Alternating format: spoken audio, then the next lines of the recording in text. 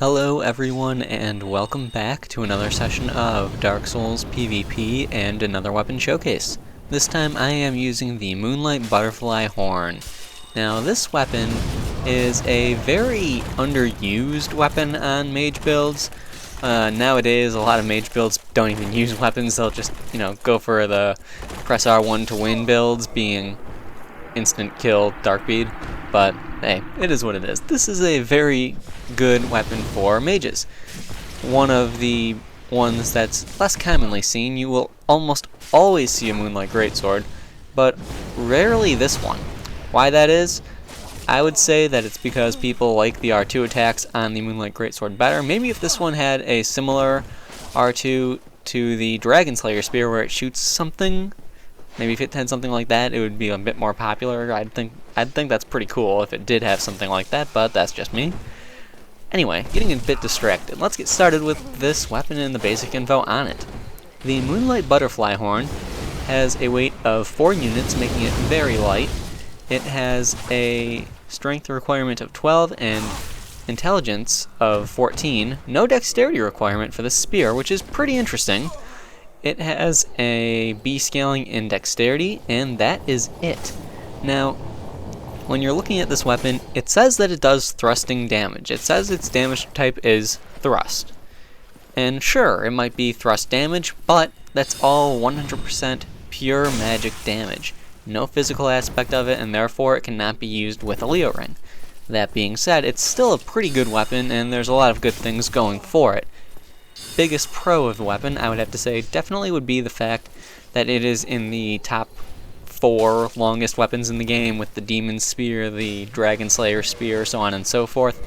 It's up there in that top 4, without a doubt. Other pros of the weapon, you've got its fast attacks, good moveset. You can turtle poke with it, that's always nice. It's good on a mage build, but people will rarely use it because the Moonlight Greatsword is just their go-to thing, or they don't even bother with swords because they don't need to, because Darkbead and blah blah blah blah blah. Let's see, other pros of the weapon. I'd say that actually pretty much sums it up. It's nice not having to invest any dexterity into this weapon, but that being said, most intelligence builds want to invest dexterity. Most casting builds want to invest dexterity to have the fasting cast speed. So, I don't know, maybe if this weapon had no strength requirement and a dexterity requirement instead, that might be better, but oh well. I didn't make the game. So, anyway, the biggest con of the weapon. Overall, I'd say its damage output is pretty low. Yeah, it does pure magic damage, but its damage output isn't too great. Hitting 200s on a regular basis is not my idea of good damage.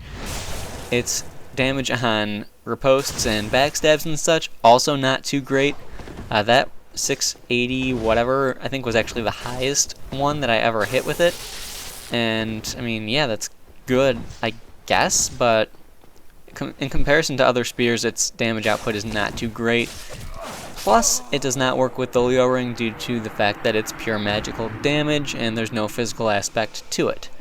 So, I would say that's also a pretty significant con, because even the spears that have a low damage output can still benefit from the Leo Ring to make them decent. I mean, right there, a one-handed R2 for 220 damage, an R2 attack for 220 damage. Not my idea of good damage by any stretch of the imagination. Backstab for 463, yet again, not my idea of good damage. That being said though, this weapon still is pretty viable due to the fact that it's got that extremely long reach and fast attacks.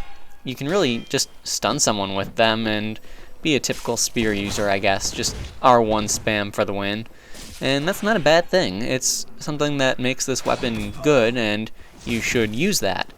It's also, with its moveset, the R2 attacks, the delay that they have, I can't really complain about that, because it just offsets it just enough so you can land them and have them mess up on a parry, and that's a good thing.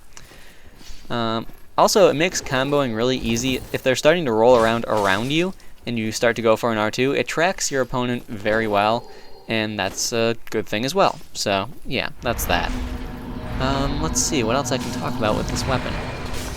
Really, it's not the most ideal weapon. I think even what is it? An enchanted spear of any kind, pretty much, would do better. For the most part, at least. I mean, my AR with this thing is 328-ish, I want to say. 328, 338, 348, in that area. It's 3, then something, and an 8, and it's between 20 and 40. I remember that much. So, not that great, but it gets the job done, really. Overall, it's a fun weapon to use. It's not the most ideal. It's got a good moveset and good speed and amazing reach, so that's really what makes this weapon actually viable. Other than that, though, there are better options in my opinion. So, it is what it is, and that's just the way they made it, I guess. I still think it would be a lot better and a lot more common if it had an R2 attack that shot something like the one-handed R2 on the Dragon Slayer Spear. I think that would be really cool if those two were actually like equivalents of each other, but hey, it is what it is. I didn't make it, as I said before, although that'd be really cool if I had, huh? I've got ideas. Let's just leave it at that. So anyway, this is the last fight. I hope you guys enjoyed the video, and I will see you next time.